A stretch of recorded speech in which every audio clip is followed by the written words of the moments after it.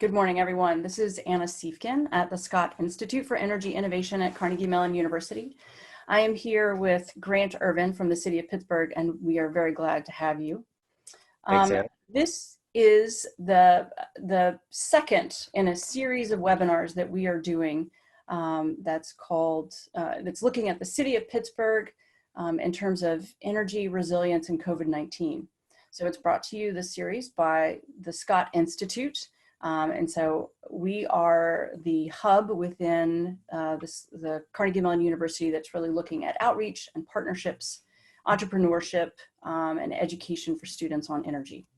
So today's topic, as I mentioned, is leading by example, and it's going to be talking about Pittsburgh's energy resilience in times of crisis.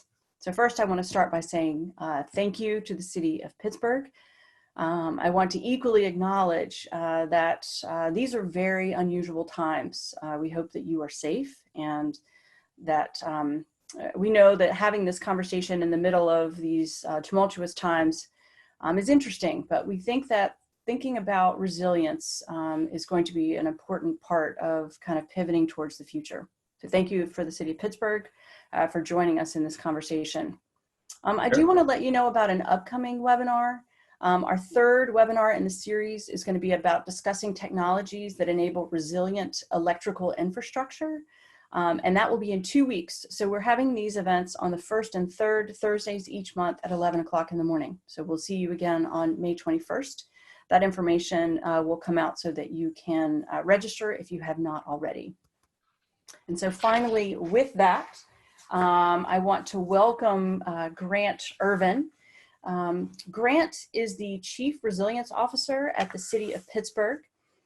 He oversees the integration of sustainability and resilience into city services, programs, and policy. So prior to joining the City of Pittsburgh, Grant served as the Regional Director for 10,000 Friends of Pennsylvania, a statewide smart growth and sustainable development policy organization. And he was the public policy manager for Pittsburgh Community Reinvestment Group prior to that. So Grant has been integral to the development of a variety of innovative programs, including Pittsburgh's inclusion in the Rockefeller Foundation's 100 Resilient Cities initiative, the creation do the Uptown Eco Innovation District, which won an award yesterday I saw, District Energy Pittsburgh, Pittsburgh and Neighborhood Community Information System, the Pennsylvania Community Transportation Initiative. He's also been very active in the climate action planning that's been going on with the city. So his experience intersecting the worlds of environment, community and economic development and infrastructure policy has created an enormous impact on the City of Pittsburgh. And many of us on the call today are very aware of that. So I just wanted to thank him for joining us today. So thank you, Grant. Anna. Yeah, great to be with you guys. So Grant, I want to start out first by thanking you for all of the work that you've done and I'm going to switch off my screen. I'm going to stop sharing so that you can see us better. Let's see. There we go. So I want to talk first this morning about your sort of growing expertise in uncertain times. So we know that when we were doing the resilience planning that started in 2014, I mean, little did we know how important all of that would be. So can you speak a little bit about what the city, what the planning process was and how we're really sort of thinking about resilience in the city? Because obviously we know that it's been an ongoing conversation. Can you tell us a little bit about it? Yeah, certainly. And thanks for allowing me to share some time with you today. And it's great to see you and talk with everyone about these challenging times that we're in and how some of the work that we've done has helped to contribute to the response and to the recovery, I think, too, going forward. The resilience planning process, maybe just a bit about that, as part of the 100 Resilient Cities program. There was basically 4 pillars to the program. The first was effectively kind of developing a resilience assessment. The second is kind of developing that resilience strategy. The third piece is building out kind of the network and partnerships. And then the fourth kind of pathway is really about activation of it. And we're really kind of in the midst of seeing kind of the fruit of that work, I think, in terms of the organizational requirements that go into planning.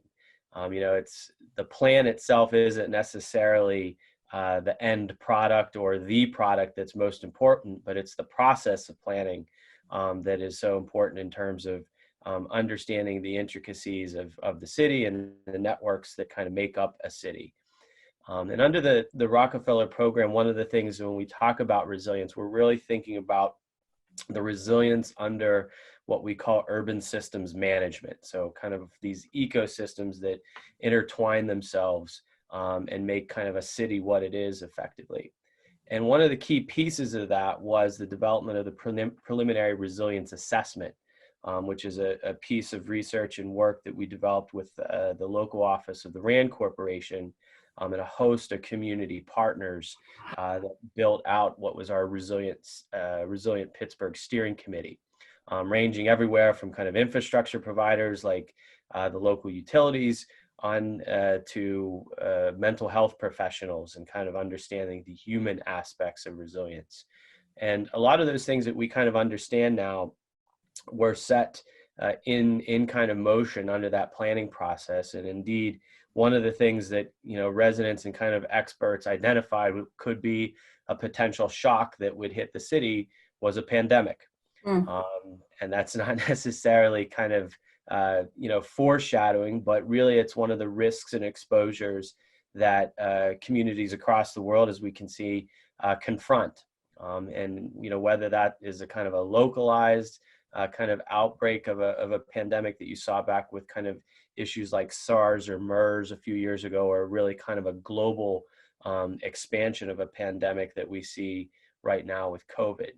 And I think kind of that planning process gave a lot of our executive leadership kind of that understanding of how to prepare for a shock just like this.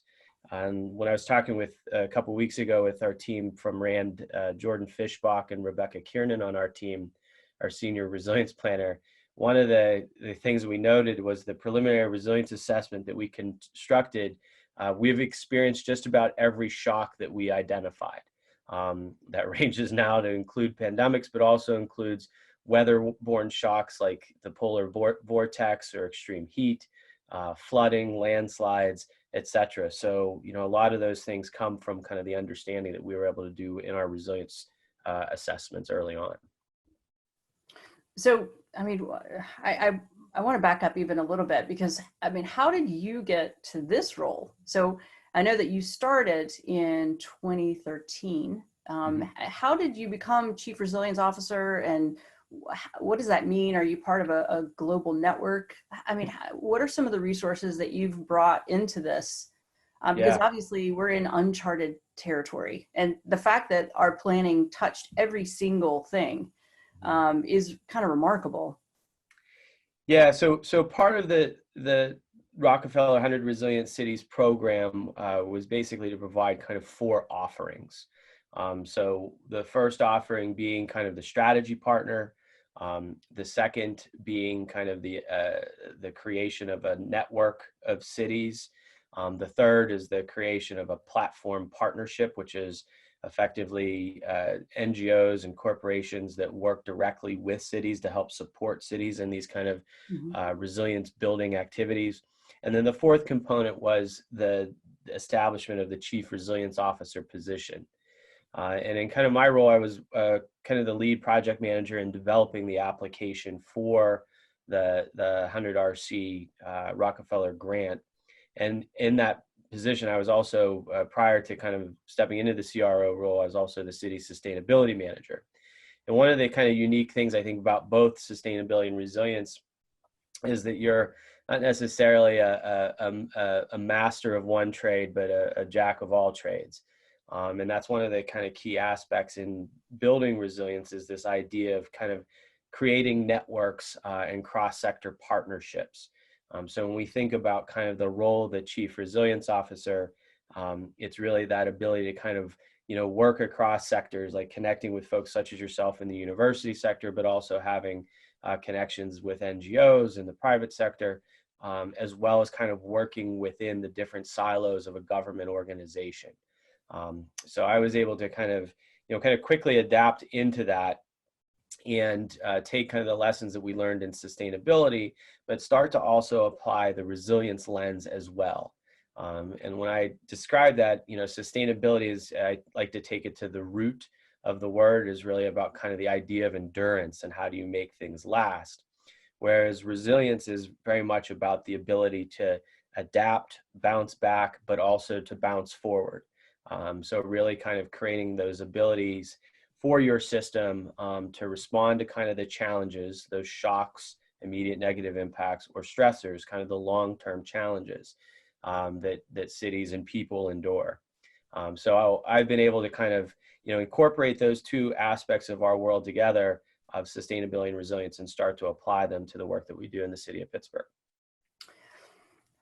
So I want to remind folks that we do have a Q&A function, so you can certainly start to type in a question. I see some of you have already put notes in the chat window as well. So do add questions. We will get to those as we go through this conversation. So let's talk for a second about the mayor. I mean, obviously there's a lot of planning that's gone into being ready as a city.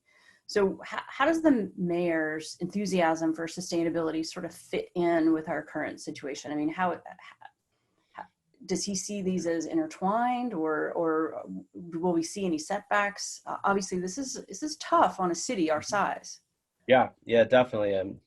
You mentioned city of our size. I always like to remind folks we do a lot of, as part of kind of the network with 100 resilient cities. We have both, mid-sized cities, small to mid-sized cities like Pittsburgh, a couple even smaller than us, but also huge cities like New York City, for example. And I always laugh when people talk about that, because our total population of 305,000 is almost exactly the size of the workforce of New York City and the municipal government. So one of the things that we have to do, and I think the mayor's kind of been at the forefront of this, really, is to understand kind of how do we operate in this kind of new environment, and intertwining kind of sustainability and the lessons of resilience that we have accumulated have, I think, really started to show forward in these early days of the response. That first and foremost, that this is a public health and public safety crisis, right? So understanding kind of the roles and actions of the different pillars of local government, how to deploy those. So in these early days, you've really seen kind of our public safety teams really step forward and do some just amazing work in terms of planning and preparation from that immediate response. And I don't want to trivialize it, but like in many cases, whether it's a toxic spill and a train derailment, or a major weather event, or in this case, a pandemic, a lot of those principles of public safety come first and foremost. So when you start to think about the event that we're in right now, you've seen kind of Director Hisrich and his team really kind of be at the forefront of a lot of those activities in terms of making sure that we are safe as a city. I always like to kind of boil it down from a local government perspective. Why we have local government is to provide for the health, safety, and welfare of our people. So that health and safety component is really mission critical right now. The second piece, I think, then, that you've seen, and the mayor just published something yesterday, actually, I think, that shows some of our early kind of timeline and response, and how different government agencies interact with one another. So we were kind of at the forefront of, levying some of those social distancing recommendations, kind of, putting the St. Patrick's Day parade, for example, on hold. So those early actions, because we saw what was happening in other places. So to be as proactive as we possibly can was really kind of key I think, preventative measures to help mitigate risk. And that's one of the key lessons of resilience, is about risk mitigation, right? Right. So kind of having that kind of at the forefront, we've been able to organize and deploy that immediate kind of response. The second piece to the kind of your question about sustainability, one of the key places that we're focusing on right now is really about operations.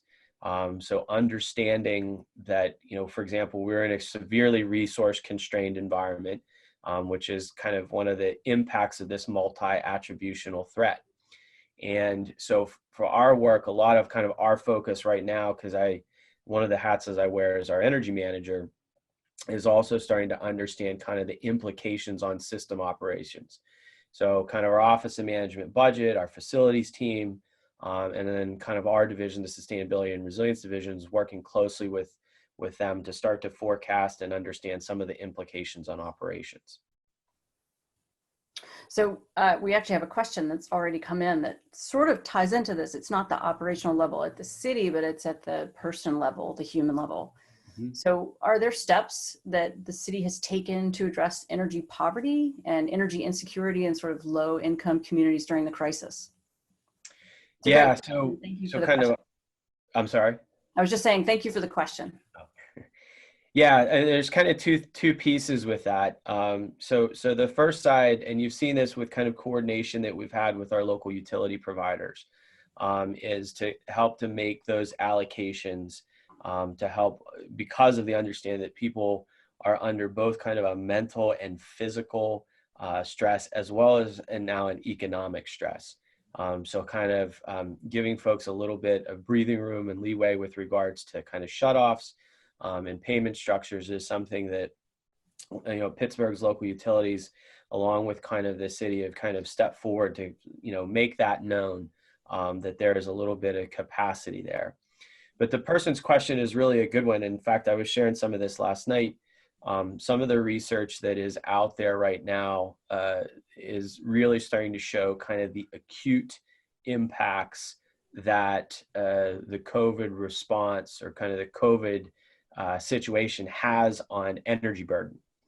And one of the things prior to this, the city has done a lot of work in terms of researching and understanding what the impacts are, both on kind of carbon and emissions, and developing energy strategy, not just for our operations, but across the city when we think about kind of climate action plans, for example. But one of the unique things that we started to find as we were planning for climate and as we were planning for resilience in a concurrent fashion, that one of the intersections where those worlds really come together is the issue of energy burden.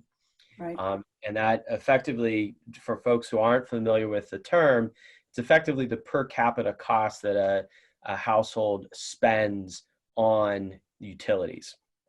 And in Pittsburgh, it's kind of an interesting aspect, is it's not a function of the cost of utilities per se, but on the volume of utilities that we consume. And that is directly in relation to kind of two things. One, aging distribution infrastructure, but also two, and probably more prominently, an aging housing stock. So where you see this issue is really directly connected into residential energy efficiency. And with a city that has the majority of its housing stock older than 1940, so constructed before 1940, you have a lot of old leaky houses. And disproportionately, those houses have not been updated, and those effects of an energy burden are felt among some of our most disadvantaged economic populations. And they have a lot of kind of multi-attributional impact. So it's just not the cost of the utilities and the financial implication, but there's also direct health correlations like asthma, for example, or other cardiopulmonary stressors. But also kind of the mental stress that goes along with, what if I can't pay my utility bill? And that can create a whole host of kind of cascading impacts. So we've done a lot of work in kind of understanding the issue. One of the things actually we're working on right now, in fact, that's one of my next calls, is developing kind of a team that is developing a proposal that will be looking at how do we kind of scale up some of the responses that we can develop with regards to alleviating the stressors of residential energy burden. So those are some things that we're working on currently. So a question has come in, and it actually is directly related to the next question that I had, which is, you made a big announcement on Earth Day about procurement. So can you talk a little bit about the Energy Consortium and what that announcement was about, what it means, kind of what some of those steps forward are? Because obviously, when we think about the procurement of energy for the city, resilience is always built in. Yeah, definitely, definitely. So one of the things that the city and a host of about almost 30 partners from around the region have engaged in, going back a little over 8 years now, is the creation of an entity called the Western Pennsylvania Energy Consortium. And it's effectively kind of the city and our partners like the Pittsburgh Water and Sewer Authority, the Sports and Exhibition Authority, the Zoo and Aquarium, the county, Pittsburgh Parking Authority, and then a host of other municipalities, a lot of them that make up the Connect communities, the Congress of neighboring communities, those municipalities that are directly adjacent to the city. And what the consortium has been able to do is to basically create an aggregated buying block. What that means is that we come together and pull all of our collective electricity load together in order to get a better price. If you can think of kind of like a wholesale membership to Costco or Sam's Club or another type of buying club that helps that aggregated buying power lower prices. So the consortium comes together to do that, to help make energy more affordable for its members. But also as part of that, we've been able to increase the amount of renewable energy credits that we procure as part of that purchase. So prior to Earth Day, we were at about a 35% of our portfolio was renewable energy credits. So on Earth Day, what we were able to do is to work with our partners, our energy advisory firm NLX and our energy supplier Direct Energy, to purchase 100% renewable electricity for the consortium's large accounts on Earth Day. And that was really kind of a significant measure for us because it proved that we were able to purchase 100% renewable electricity through our supply contract. And I'm pleased to say, and I don't want to let the cat totally out of the bag, but we're also working on that through some extension work that we're doing to extend that across our entire portfolio as part of our next contract. So this is, kind of Earth Day was kind of a test for us to see if we can do it. And I think we're pretty close to making some of those advancements. So is there a follow-on to that? I mean, obviously we have a lot of partners who might be interested in that, Yeah. both from the, corporations who might want to be a part of the consortium, or suppliers who might want to get involved in that part. What are some of the future opportunities associated with that? Yeah, one thing that is really interesting that we're working on right now, and this is going to take us to kind of the next level. And when we talk about kind of energy and resilience, this is really where it starts to come to the forefront. What we've basically been currently operating under is in purchasing within the retail space, just like majority of commercial customers. But because of our size, it gives us the ability to start to move our procurement into the wholesale market within kind of the PJM or grid operations kind of level. So we're working right now with NLX, who is our energy advisory firm, to help shape up kind of our next procurement, which will be for our next supplier procurement, which will enable us to then start to enter into wholesale electrical purchasing. Now that'll do a couple things for us. One, it will allow us to continue to operate in a lower cost environment and help save cash resources for the members of the consortium, and also allow for greater flexibility in order to add accounts into the future. So that hopefully will allow us to kind of grow the consortium as we move forward. The second thing, though, that it does is that it also helps us enter into power purchase agreements and shield us from risk that is associated with bilateral contracts. So one thing that we'll effectively do is not to look for one single piece of supply generation, but start to build out a portfolio of electricity supply that could have a variety of different products in it, whether that is solar, wind, or hydro in terms of a direct power purchase agreement with an electricity generator and supplier, as well as kind of more market-based approaches that could have a variety of time sequences in it, as well as a variety of costs. So we're very hopeful and excited about that, because it'll allow us to really start to generate more and help support more locally generated renewable power in southwestern Pennsylvania, as well as throughout the PJM marketplace. So those are some things that are on the near-term horizon for us. So let's talk a little bit about recovery. So energy efficiency has been sort of thrown in as a potential sort of workforce development idea for the region. So how are you sort of foreseeing any changes or things that are going to happen at the city level related to energy and the recovery? Yeah, I mean, I'd kind of pick up on two things, maybe three actually, that we've kind of see in the near term. You mentioned energy efficiency, and really that is, I think, one of the big opportunities that we have in recovery. And one of the things that, we've been talking about to kind of our national advocates, like when we think about a federal stimulus, for example, and there's some pretty okay examples that came out of the ARA program in the 2008 recovery, but I think we can scale it up even further when you think about weatherization programs. So if you go back to kind of that issue of energy burden or fuel poverty, the idea of having a large scale home reconstruction and rehabilitation program that focuses in on weatherization and energy efficiency creates a whole host of co-benefits that can be created, both in terms of the residential homeowner or the apartment dweller, that they're getting the benefits of kind of a more comfortable and healthier place that they live in, but also reducing those costs in terms of operations that go into that and reduce that energy burden stress. But also when we think about kind of weatherization programs, it's exactly that type of work that can happen whenever you're in the midst of a pandemic, where you're not clustered in a tight space. You have, a team of kind of contractors that are, working on whether it's insulation or windows or roof or installing a boiler that really supports labor.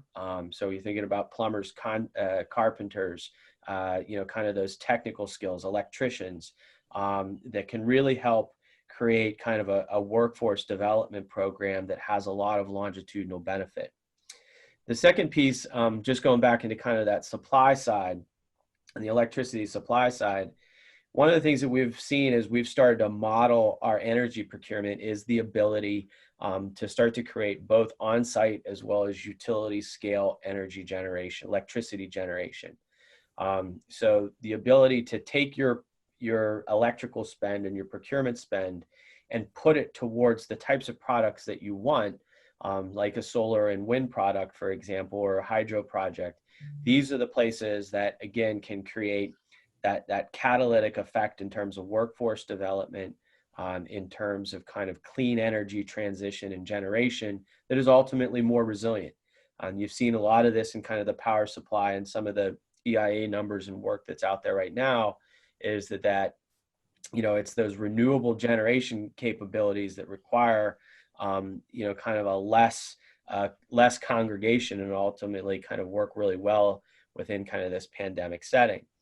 So those are kind of two areas, the weatherization and generation, that are key. A second piece in the generation that we've also been really kind of, supportive of and really trying to develop is district heating.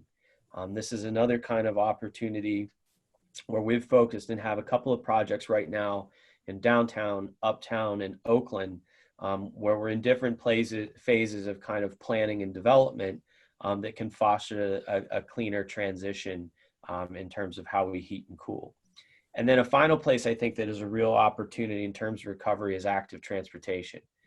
So when you think about kind of walking and biking, not only are they becoming increasingly important from an aspect of recreation, they are really showing kind of their true mettle with regards to a mobility choice that allows people to move freely, but also without kind of the direct contact in people. So there's a host of kind of benefits that we can see from that in terms of a mobility choice, as well as maybe ways in which we can bolster an ongoing air quality improvement that we've seen in the current COVID crisis. So I definitely want to get back to the discussion of sort of the district scale, the energy systems. But I do have a question that's come in, and you mentioned this, that because it goes with last mile and mobility, is around food. So I mean, how is the city thinking about the future of food, particularly as it's becoming a part of sort of future planning with access, equity, health? Are there things that are happening within your office on that front? And if there aren't, are there people that we should be asking those questions to? Yeah, actually, it's something that we do a lot of work around, and a lot of kind of our evaluation, and I should say, like, part of our key role within city government is to help provide decision support. So our team is kind of actively thinking about a lot of these questions and pulling together kind of experts and the resources required to understand and evaluate some of these decisions. With regards to food, just a little setup for that is that for the first time in our Pittsburgh Climate Action Plan, we completed or included a food chapter. And that was very intentional. It was something that in our prior two climate plans, we did not have a food chapter. But understanding the importance of local food and the carbon emissions reductions that could be yielded from that. But also, again, it was one of those lessons of doing climate and resilience together, planning together. You see the stressors that exist on the food supply chain. And those food supply chain issues have become very prominent in the news lately, as many people have seen. But going back about 3 years ago, we were asking this question: where does your food come from? And everybody, thought it was kind of a flippant question, but it was really serious for two reasons. One, that food security standpoint, in terms of the long distribution chains of getting food to Allegheny County, but also kind of the tenuous food distribution nodes within Pittsburgh. So two things that we've kind of done. One is supporting some research with Ed Rubin over at the Tepper School at Carnegie Mellon, and he helped lead a class where a couple of our team members were advisors on looking at those greenhouse gas emissions impacts with regards to both local trips as well as kind of food into Allegheny County. And what you see is it's a very fragile ecosystem, but also that those long supply chains create a lot of emissions transporting food from all over the world. And I'm the first to say I love avocados, and I love almonds, and all those things cannot be grown in southwestern Pennsylvania at scale. But so you have to have some of that transportation network, but also there's greater opportunities to create a more resilient system by producing more local food and consuming from Pennsylvania producers. The other piece that we've kind of dived into is looking at the issues of food insecurity. So Shelley Danko-Day on our team, our food policy manager, has basically been kind of at the forefront of understanding where food deserts and kind of the issues of food apartheid exist right within the 55 square miles of the city of Pittsburgh. So finding ways in which we can overcome those locational challenges in terms of location of whether it's farmers markets or corner stores or other types of opportunities is something in front of us. And then the third piece of work that we have underway right now with Will Bernstein on our team, who's our climate advisor from the National Resources Defense Council, is a partnership that we have with Bike Pittsburgh and the Pittsburgh Community Reinvestment Group that's looking at short distance trips. So partnering with our Department of Mobility, we've started to look at where trips are being taken by Pittsburghers and why. And one of the big reasons is for food, and this comes out in Dr. Rubin's report as well. So finding ways in which we can attach active transportation decisions for those short distance trips is not only a great way for us to affect kind of emissions reductions and air quality improvement, but also improve the access of food for people.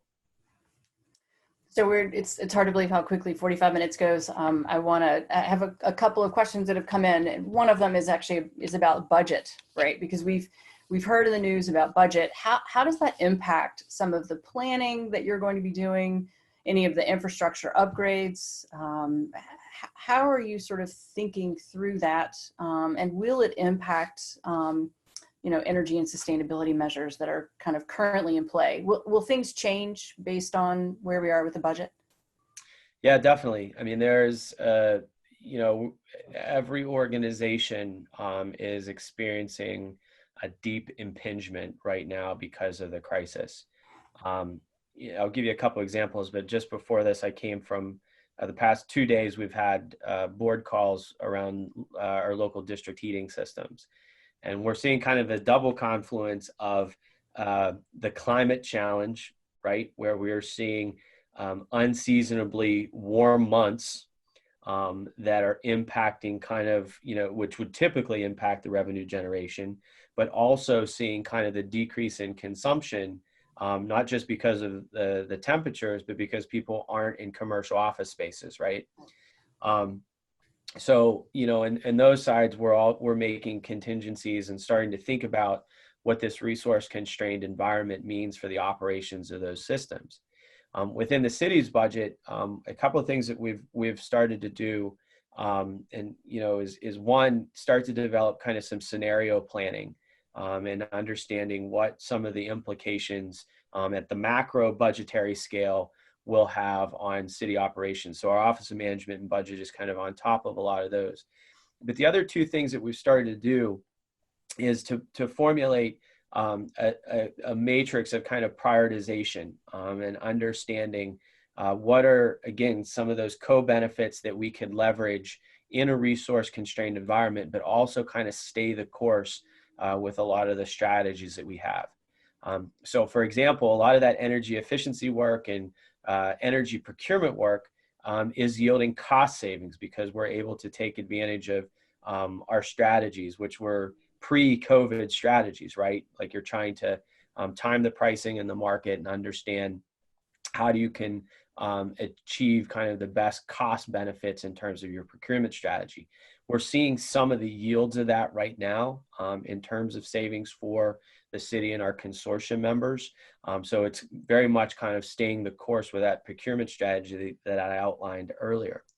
But the other thing is we're starting to develop what we call strike teams or implementation teams that focus on kind of the key aspects of our climate plan and our resilience strategy and start to model those against the city's budget. So understanding how climate and budget are kind of intertwined, both from a capital and operating standpoint, but also how do we really get kind of the project, whether it is an electric vehicle deployment project or energy efficiency in our buildings, how do we make sure that we're picking the right project at the right time to leverage the greatest amount of benefit? So we have a lot of questions. We're unfortunately not going to be able to get to all of them. We're almost at the end of time. I do want to ask a question. I could do rapid fire, Anna. Rapid fire. You talked a little bit about the energy systems in downtown. I know that there's a lot of upgrading that needs to happen. So that would be one of the first questions I have. I also, obviously, you have a lot of partnerships with universities like Carnegie Mellon. I'm interested in what research would be helpful, what you need, and then it's sort of a send-off. What do you need from all of us? What should we be doing and thinking about that would help the city at this point? They're all rapid fire. They're all rapid fire. I could try to bundle a bunch of those together. I think, one of the things is in developing kind of the strategies that we've already put together is really finding ways in which to stay the course. Energy efficiency and energy optimization are kind of the two biggest opportunities, I think, both in the residential and in the commercial sector, because you're going to see kind of the leverage benefits now and into the future. So whether that is kind of when you're trying to prioritize your capital spend, really focus in on kind of those opportunities. One, because capital is also very cheap right now. And while we're in a very difficult position, it's a good opportunity I think to invest in kind of energy efficiency and energy procurement strategies that help your bottom line, but also help you accomplish kind of your overall kind of climate objectives and resilience objectives. The other thing, I think one of those partnership benefits too, and we're seeing this with regards to kind of those district systems. So one thing that we're working on right now with folks at CMU and University of Pittsburgh and UPMC and kind of the Oakland neighborhood is the Oakland District Energy Strategy, which is basically starting for the first time to integrate energy into a neighborhood planning process. And I like to tell people we have to think about kind of energy and utilities first. Too often we take them for granted. And it's just that it's something that's going to be there. So engaging kind of our utilities, Duquesne Light, Peoples, the steam heating companies, having them at the table and being kind of a part of that process, I think helps to build more resilient systems and also affect kind of more efficient, cost-effective delivery. The other thing I think in terms of kind of that research side, and we have some conversations coming up ironically next week, I think with Neil Donahue and Vivian Lofness at Carnegie Mellon, is we really have to start to think about that residential component and how do we get there at scale. We've also had some good conversations with the team at the Remaking Cities Institute on this, both in terms of kind of tightening the envelope of houses, finding ways that we can provide a direct benefit to residents, but also I think we have to start moving and thinking about how do we decarbonize our heating supply. And this requires a host of kind of challenges with regards to regulatory structure, business model structure, and I think that's kind of the next phase of innovation that that's really ahead of us. Fantastic. Well, that is a good place for us to jump off. Obviously, the tip of the iceberg on quite a few of these topics. Grant, Ervin, thank you so much for being with us on this chat today. We look forward to continued partnership with the City of Pittsburgh, and thank you so much for your time. Thank you to all of you who have joined us today. Very excited to have you. Please let us know. You can continue to add your questions. And we are sort of recording those as we go. Thank you again, Grant, and thank you to all of you. Thanks, Anna. Thanks, everyone. Have a good day. Great. Talk soon.